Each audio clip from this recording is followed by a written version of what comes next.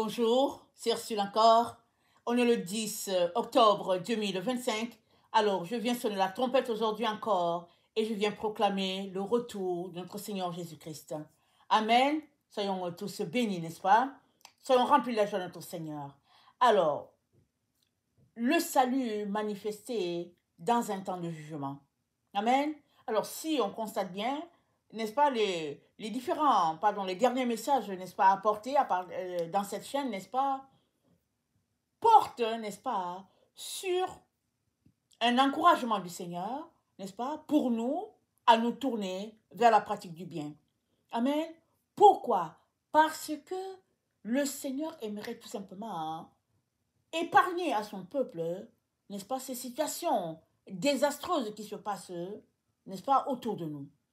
Et il ne veut que sauver, il ne veut que, n'est-ce pas, restaurer. Mais il y a des éléments qui peuvent jouer, n'est-ce pas, contre les êtres humains. Et ces éléments, c'est le mal. Le mal est tel que on ne peut pas toujours défendre, n'est-ce pas, les choses qui se passent. Il y a tellement de ténèbres. Dieu est lumière, voilà pourquoi il te dit, place-toi là où il y a la lumière. Et c'est comme ça que, étant, n'est-ce pas, dans la lumière, le salut te sera accordé. Alors, le jugement de Dieu, n'est-ce pas,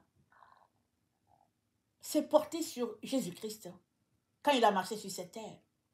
Il n'était pas le coupable, mais afin de sauver la race, n'est-ce pas, la race humaine, le jugement est tombé sur Jésus.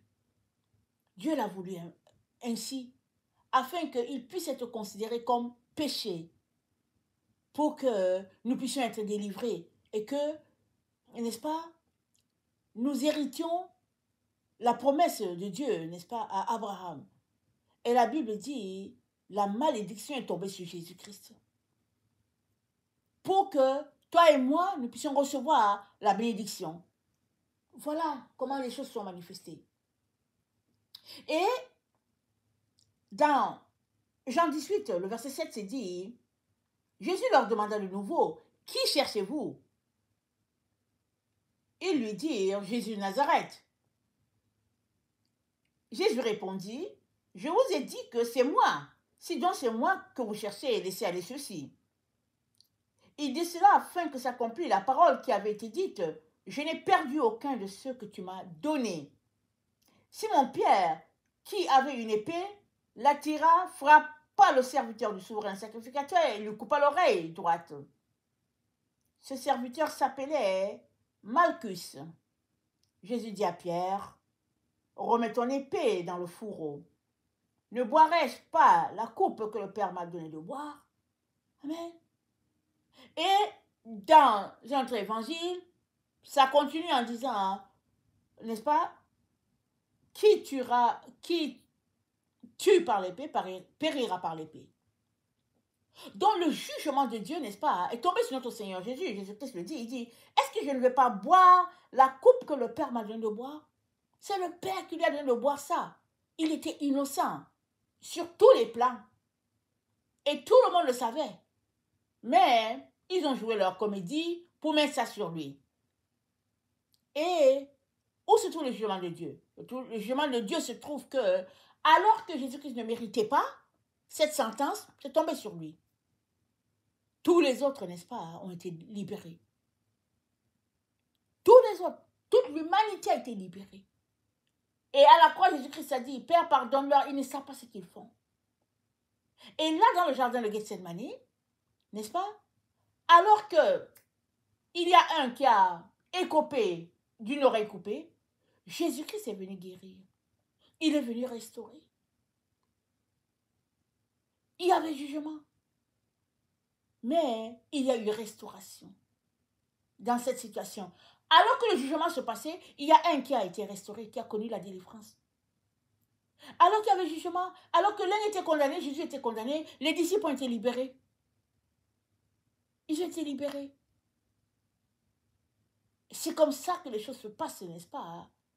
Dans un temps de jugement. Voilà pourquoi Jésus-Christ a dit, je viens et ma récompense est avec moi. Allons-y, regardez dans Apocalypse 22, au verset 12. Apocalypse 22, le verset 12. Voilà ce qui est écrit. Voici, je viens bientôt et ma rétribution est avec moi pour rendre à chacun selon ce qu'est son œuvre. Jésus ne vient pas pour commencer à dire, ok, bon, allons-y, on va regarder qu'est-ce que tu as fait à mon absence. Et puis, donc, tu te rappelles, tu m'avais donné ta vie tel jour. Non, non, non. Quand Jésus-Christ revient, n'est-ce pas, sa récompense est déjà avec lui. Il sait qui est avec lui, qui n'est pas avec lui. Et tout va reposer sur le choix de chacun. Voilà pourquoi il te dit, choisis le bien. Choisis, n'est-ce pas, le chemin que Jésus-Christ t'indique. Le chemin, la porte étroite, le chemin resserré, Jésus-Christ te dit, choisis. Parce que tout sera en fonction de ton choix. Il n'y a pas quelqu'un qui va subir, n'est-ce pas, la sentence qui lui sera attribuée. Non, non, c'est chacun qui aura choisi. Alors Jésus-Christ te dit, choisis. Alors que tu choisis, choisis le bien. Parce que quand il sera là, personne n'aura le temps de courir pour dire on va se préparer, on va faire ceci. Non, il est déjà là. Et il nous dit quoi? Que sa venue est une surprise. Parce que personne ne sait quand est-ce que ça va arriver. Et si nous avons compris cela, à nous de nous préparer, afin qu'il n'y ait pas de surprise désagréable. Dans Ézéchiel 9, une même situation nous est présentée. Ézéchiel 9. Alors, on ne va pas tout lire, parce que c'est quand même un peu long. Mais, dans Ézéchiel 9, il y a un jugement qui s'est exercé dans la ville. Alors, Dieu a envoyé 6 personnes, y compris avec le sacrificateur, une personne habillée en blanc, on pense que c'est Jésus. Et il a dit, regardons le texte d'Ézéchiel 9, n'est-ce pas, au verset 3, c'est dit, la gloire du Dieu d'Israël s'éleva du chérubin sur lequel elle était et se dirigea vers le seuil de la maison, et il appela l'homme vêtu de lin et portant une écritoire à la ceinture. L'Éternel lui dit, passe au milieu de la ville, au milieu de Jérusalem, et fais une marque sur le front des hommes qui soupirent et qui gémissent à cause de toutes les abominations qui s'y commettent. Et à mes oreilles, il dit aux autres, passez après lui dans la ville, et frappez, que votre œil soit sans pitié, et n'ayez point de miséricorde. Tuez, détruisez, vieillard, jeune homme, vierge, enfant, femme, mais n'approchez pas de quiconque aura sur lui la marque. Ils commencèrent par les anciens qui étaient devant la maison. Ils leur dirent, souillez la maison, remplissez de morts les parvis.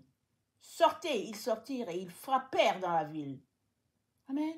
Donc, en même temps que Dieu donne l'ordre à l'homme, n'est-ce pas, vêtu de lin, de frapper, en même temps que Dieu donne l'ordre à cet homme-là, n'est-ce pas, il dit, passe au milieu de la ville et puis marque le front de ceux-là qui soupirent à Dieu, qui sont fatigués des abominations. C'est-à-dire, marque ceux-là qui sont en train de prier, qui sont en train de supplier le trône, qui sont en train de dire, c'est jusqu'à quand, n'est-ce pas, que le mal va perdurer. Dieu dit, ceux-là, marque-les de mon sceau, c'est-à-dire, épargne-les. Et après, il dit, frappe les autres. Et pas de pitié pour qui que ce soit. Parce que ce n'est pas la personne que Dieu réprimande ici, c'est le péché. Et si le péché est retrouvé en toi, alors tu es frappé à cause du péché, à cause de la vie d'abomination, à cause de la vie, n'est-ce pas, marquée par les ténèbres. Voilà pourquoi Dieu te dit, sois une bonne odeur, agréable à ton Dieu dans le temps dans lequel nous nous trouvons. Parce que ce que Dieu veut, n'est-ce pas, c'est ôter le mal du milieu de nous. Tellement c'est rempli le mal. Tellement la puanteur est là, sa puanteur est là. Et le Seigneur veut envoyer, n'est-ce pas, un baume de fraîcheur, la paix, n'est-ce pas, la restauration sur la terre. Et il dit à tout le monde, tournez-vous vers l'Éternel. Assurez votre avenir. Assurez votre continuation. Il dit, tournez-vous. Répentez-vous. Quittez la voie, n'est-ce pas, de la pratique des choses désastreuses. C'est ça que Dieu nous demande à tout le monde. Tout le monde confondu. Grand, petit, femme, homme, riche, pauvre. Dieu demande à tout le monde. Rangez vos vies. N'est-ce pas? Et si on regarde bien, les deux se passent simultanément. Pendant que l'un est épargné, l'autre est puni. Pendant que l'un est épargné, il n'y a pas un laps de temps entre les deux. Pour que quelqu'un dise, attends, je vais aller me préparer, je vais aller me mettre à genoux, demander pardon à Dieu. Non, non. Le jour où, n'est-ce pas, les anges sont venus à Sodome et qui sont entrés dans la maison de Lot, Lot était avec eux dans la maison. Quand les hommes de Sodome sont venus cogner à la porte de Lot afin de violer, n'est-ce pas, de violenter ces gens-là qui étaient là, parce que c'était des anges, mais on dirait qu'ils ne se sont pas rendus compte. C'est dit quoi? Ils ont été frappés d'aveuglement. Et en même temps que l'autre était là, c'est-à-dire l'autre était surpris par ce qui se passait. Et tout ce que les anges ont fait, c'est de sauver l'autre à ce moment-là. Ils ont dit à l'autre, sauve-toi le plus rapidement. Et alors que l'autre s'éloignait avec sa famille, le feu est descendu de la part de l'Éternel afin de consumer, n'est-ce pas, tous ces rebelles-là. Voilà comment les choses se passent. On n'a pas le temps de prévoir comment ça va se passer, d'analyser et puis de faire, n'est-ce pas, un forecast en disant, bon, voilà ce qui va se passer. Non, non, on ne sait pas. C'est maintenant que tu as le temps devant Dieu que c'est le bon moment pour développer ta communion avec le Père, te repentir de tes erreurs, appeler au secours. Et Dieu va t'aider. Parce qu'il ne veut que t'aider. Amen. Il ne veut que t'aider. Et autant il a fait dans les temps anciens, autant il le fait aujourd'hui au XXIe siècle. Parce que c'est un Dieu rempli de compassion et d'amour. Un Père, n'est-ce pas, qui ne veut que te donner l'occasion de continuer ta vie, ta marche. C'est tout ce qu'il veut. Parce qu'il a du plaisir, il a de la joie à nous voir courir notre course. Maintenant, à nous, n'est-ce pas, de nous arrêter et de nous tourner vers Dieu dans un sincère repentir afin qu'il nous donne cette opportunité, n'est-ce pas, cette grâce-là, n'est-ce pas, qu'il nous donne cette grâce-là de continuer de marcher devant lui. Nous ne le méritons pas à cause de nos différentes vies. Mais notre Dieu est miséricordieux. Alors, ne crachons pas sur sa miséricorde. Laissons-le nous transformer complètement et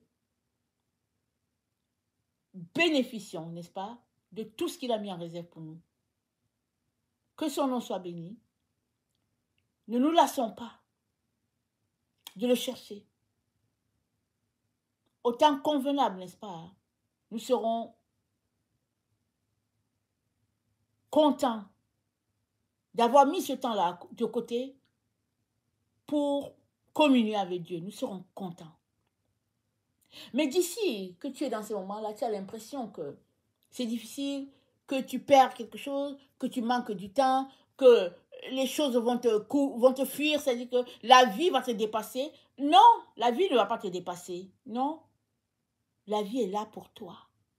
Parce que c'est Jésus-Christ la vie. Si tu es avec lui, de quoi t'inquiètes-tu? T'inquiète pas. Il te donnera d'arriver à ta destination Z. Amen. Il te donnera d'arriver à ta destination Z. Pourvu que tu demeures avec lui. Amen. Que le Seigneur bénisse sa parole. Que sa joie soit notre force. Amen et alléluia. Amen.